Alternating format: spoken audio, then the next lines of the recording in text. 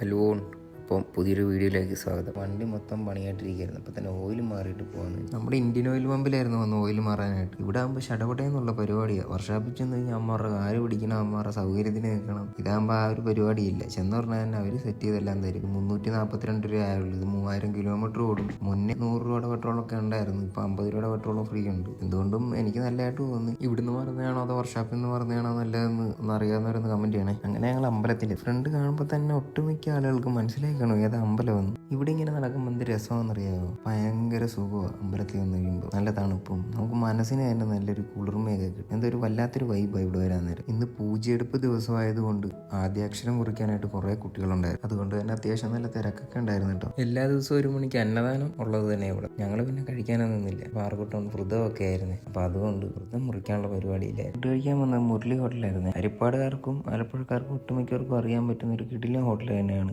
ഇവിടെ വരുമ്പം ഊണും ചിക്കൻ ബിരിയാണിയാണ് എൻ്റെ മെയിൻ. ബാക്കി മന്തിയൊന്നും എനിക്കത്ര സൂചിച്ചിട്ടില്ല. പക്ഷെ ചിക്കൻ ബിരിയാണി അടിപൊളി സാധനമായി. അതുപോലെ തന്നെ ഊണും രണ്ടും നമുക്ക് വാഴയിലെ തന്നെയാണ് തരുന്നത്. ചിക്കൻ ബിരിയാണിക്ക് 160 രൂപയാണ് വരുന്നത്. 2 പീസ് ചിക്കനും പുഴുങ്ങിയ മുട്ടയൊക്കെ ഉണ്ട് കേട്ടോ. ഫുഡ് പോലെ തന്നെ അവിടുത്തെ സ്റ്റാഫുകളും നല്ല അടിപൊളി മര്യാദയായിട്ടായിരുന്നു നിൽക്കുന്ന മൊത്തമേ. നമുക്ക് ആവശ്യമുള്ള സാധനമൊക്കെ ഇങ്ങോട്ട് വന്ന് ചോദിച്ച് രണ്ടാമത് തന്നുകൊണ്ടിരിക്കുകയായിരുന്നു. എനിക്ക് ബിരിയാണി ഇട്ടുകൊണ്ടിരുന്നപ്പോൾ ഒരു പുഴുങ്ങിയ മുട്ട പോയത് ശ്രദ്ധിച്ചായിരുന്നു. എന്തോ ഭാഗ്യം കൊണ്ട് താഴത്ത് പോയില്ല. ഫുഡൊക്കെ കഴിച്ച് ഞങ്ങൾ നേരെ ഇറങ്ങി വീട്ടിലോട്ട്. വരുന്ന വഴി നല്ല ചൂട് പായസം കണ്ടു. എന്നാൽ ഒരു പായസവും പൊളിയും പാഴ്സലും മേടിച്ചുകൊണ്ട് പോകാമെന്ന് വെച്ച് അത് നേരെ കഴിച്ചതേ ഓർമ്മയുള്ളൂ. എന്നാ കിക്കാരെന്നറിയാവോ? എൻ്റെ ബോധം പോയി. കഴിച്ചുറഞ്ഞാൽ തന്നെ ഫിറ്റായിപ്പോയി. പായസം കഴിച്ച് ഫിറ്റായിട്ടുള്ളവരൊന്ന് കമൻറ്റ് ചെയ്യണേ. ഞാൻ ഫിറ്റായിട്ട് ഞാൻ ഒന്ന് കിടന്നതേ ഓർമ്മയുള്ളൂ. സമയം 4 മണി കഴിഞ്ഞ് എണീറ്റപ്പോൾ. പിന്നെ ഷടപടയെന്നുള്ള പരിപാടിയായിരുന്നു. പെട്ടെന്ന് എണീറ്റ് കുളിച്ച് റെഡിയായിട്ട് നേരെ വാർക്കുട്ടിനെ വിളിക്കാനായിട്ട് വാർക്കുട്ടിൻ്റെ വീട്ടിലോട്ട് പോയി. പാർക്കുട്ടിനെ വിളിച്ചുകൊണ്ട് ഞങ്ങൾ നേരെ പോയത് കൈനകരിയിലേക്കായിരുന്നു. അവിടെയാണ് ഞങ്ങൾ കറക്റ്റ് സമയത്താണ് ചെന്നത്. നമ്മൾ ഈ പാടത്തൊക്കെ പോകുമ്പോൾ ഒരു ടൈമുണ്ട്. ഈ വൈകുന്നേരം ടൈമിൽ പോകണം, എന്നാലേ ആ ഒരു രസമുള്ളൂ. ഇല്ലേ പിന്നെ അപ്പോൾ ഒരു വെയിലത്ത് പോയി നിൽക്കേണ്ടി വരും.